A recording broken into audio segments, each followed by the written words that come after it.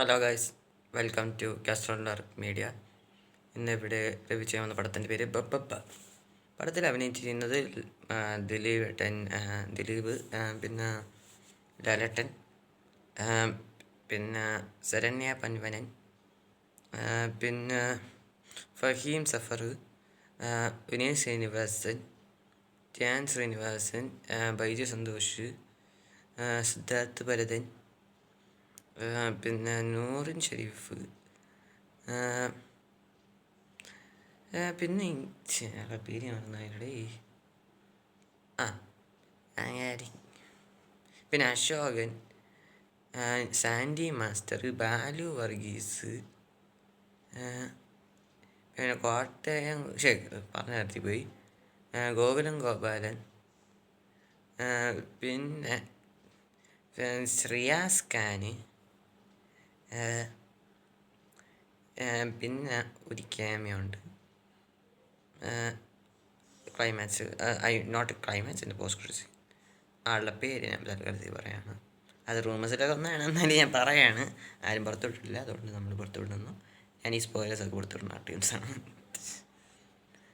ആളുടെ പേര് നടിപ്പിൻ അറക്കൻ of Tamil cinema S J Suryah. ഇവിടേക്കാണ് അഭിനയിച്ചിരിക്കുന്നത്.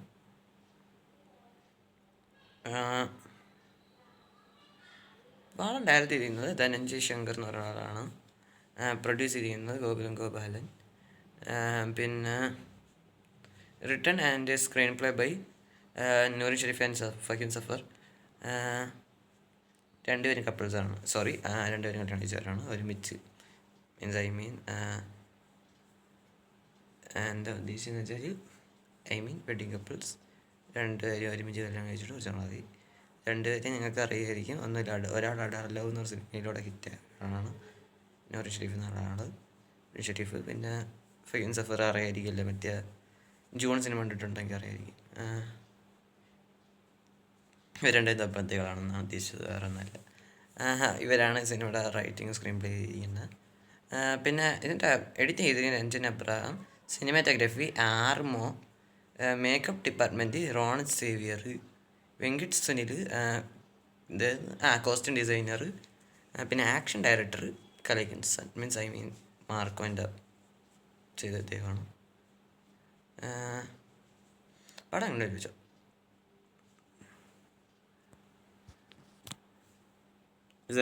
ഫിലിം ഇതിൽ ഫസ്റ്റ് നെഗറ്റീവ്സ് പറയാം. എനിക്ക് ഫസ്റ്റ് തോന്നിയത് ഈ കൊച്ചുങ്ങൾ വന്നിട്ട് ഈ കമൻട്രി അടിക്കണ എന്തിന് എനിക്ക് മനസ്സിലായില്ല. ഇങ്ങനെ പറഞ്ഞ് നറേറ്റ് ചെയ്യണ ടൈപ്പ് അത് വേണമായിരുന്നു എന്നുവെച്ച് എനിക്ക് തോന്നിപ്പെട്ടത്. പാവം കൊച്ചുങ്ങൾ ഇതിനെ വെറുതെ വിട്ടോട്ടെ. ഞാൻ നോക്കിക്കൊണ്ടിത് ഒരു പറയണ ഒരു മേണ്ടേ മേഡ്നെസ് എന്നൊക്കെയാണ് പറയണത്. പക്ഷേ ഞാൻ ലോജിക്കൊന്നും കാര്യം നോക്കാത്ത ടീംസാണ്. അതുകൊണ്ട് നമ്മൾ തൽക്കാലത്തെ കാര്യം വേണം. അത് നെഗറ്റീവായിട്ട് ഫീൽ ചെയ്ത് ആ കൊച്ചുങ്ങൾ വലിയ ദിലീപിൻ്റെ പ്രായമുള്ളവർ അല്ലെങ്കിൽ 18 തൊട്ട് 30 വരെയുള്ള വയസ്സിലുള്ള ആരെങ്കിലും വിളിച്ചിട്ട് പിച്ചാൽ മതിയായിരുന്നു തോന്നി. അത് നെഗറ്റീവായി എനിക്ക് 100% നെഗറ്റീവ്.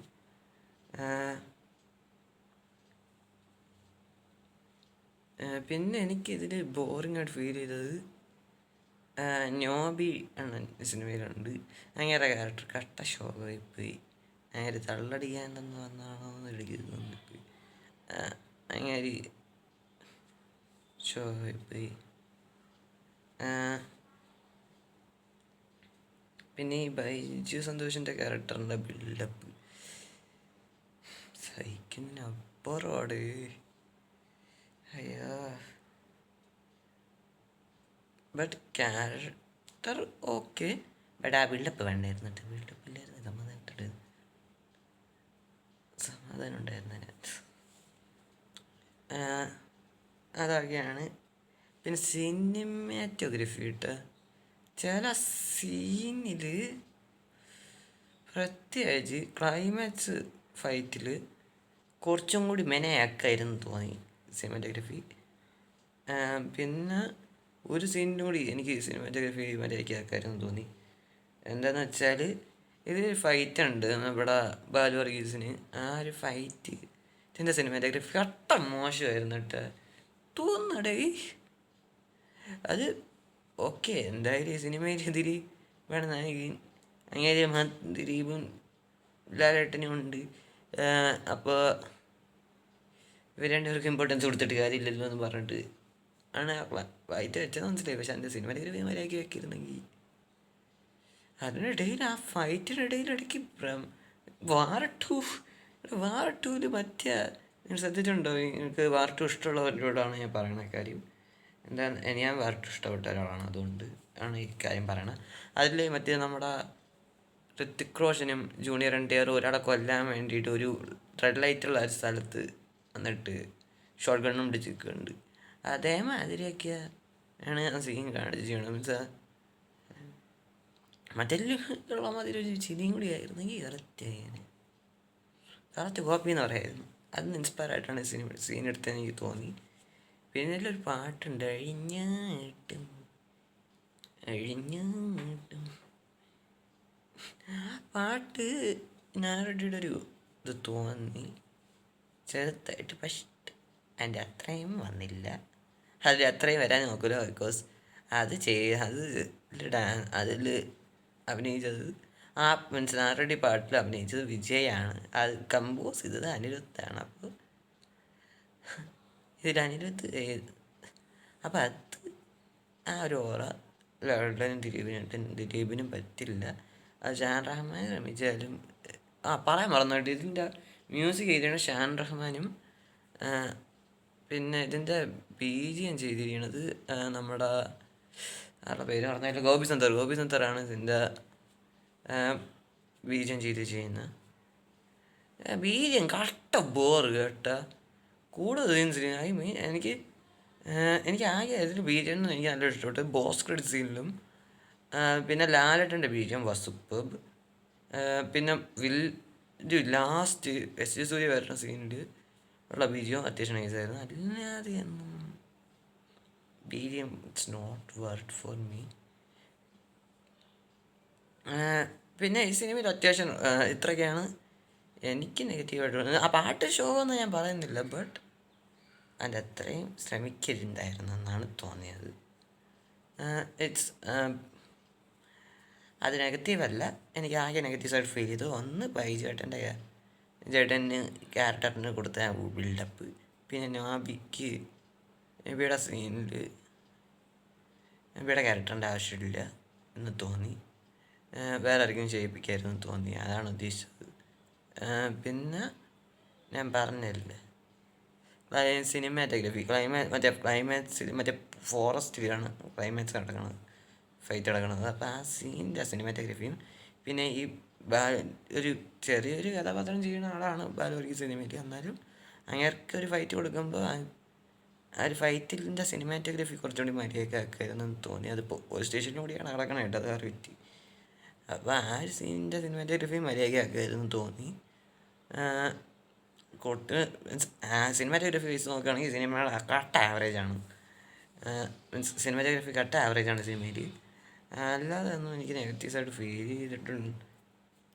ചെയ്തിട്ടൊന്നുമില്ല.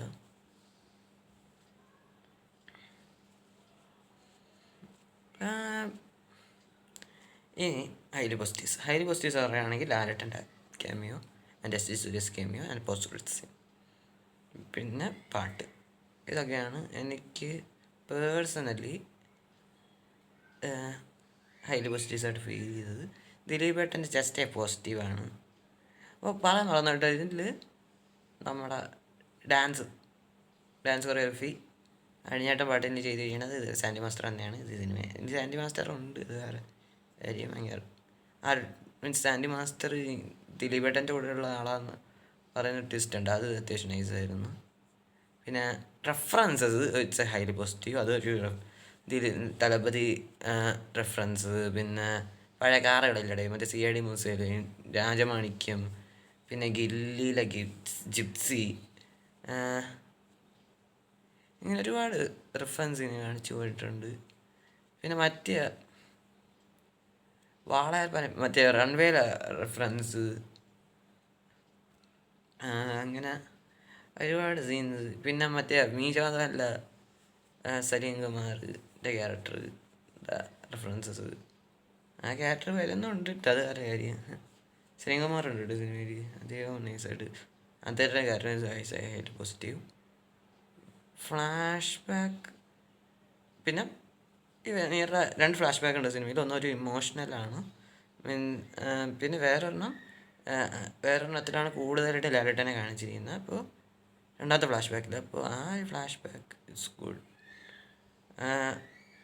അതൊരു അതിൽ പോസിറ്റീവായിരുന്നു, എനിക്ക് അത്യാവശ്യം ഇഷ്ടപ്പെട്ടിരുന്നു. വേറെ ഒന്നുമില്ല ഹൈലി പോസിറ്റീവ്സായിട്ട്, ബാക്കിയെല്ലാം പോസിറ്റീവ്സാണ്. ഐ മീൻ ദിലീപേട്ടനാണെങ്കിൽ പെർഫോമൻസ് ആണെങ്കിലും, പിന്നെ ധ്യാൻ ശ്രീനിവാസനാണെങ്കിലും, വിനയ് ശ്രീനിവാസനാണെങ്കിലും, വൈജു സന്തോഷിൻ്റെ ബിൽഡപ്പ് വേണ്ടായിരുന്നിട്ട്, അതാവശ്യമില്ലായിരുന്നു തോന്നി. എന്നാലും ക്യാരക്ടർ നല്ലതായിട്ട് എഴുതിയിട്ടുണ്ട് അദ്ദേഹം.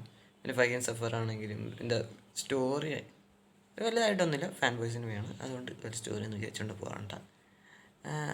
നിങ്ങളൊരു ജീവികവും OG ഒക്കെ ഇഷ്ടമുള്ള ഒരാളാണെങ്കിൽ നിങ്ങൾ ധൈര്യമായിട്ട് പോയി കണ്ടോളൂ, അല്ലാത്ത പക്ഷെ കാണരുത്. ഈ സിനിമ ഞാൻ കാണാൻ പോയത് 1 മണിക്ക്, ഉച്ചയ്ക്ക് 1 മണിക്ക് സീനത്ത് പോയിട്ടാണ് കണ്ടത്. ഐ ലവ് ദിസ് മൂവി ലോട്ട്. നിങ്ങളുടെ അഭിപ്രായം നിങ്ങളുടെ കമൻറ്റ് ബോക്സിൽ പറയുക. അപ്പോൾ വീഡിയോ ഇഷ്ടമുണ്ടെങ്കിൽ ലൈക്ക് ചെയ്യുക, ഷെയർ ചെയ്യുക, സബ്സ്ക്രൈബ് ചെയ്യുക, ബെല്ലൈക്കൻ ഓൾ എന്ന് പറയുന്നത് നമുക്ക് നോക്കുക. Bye bye. ഡെൽറ്റ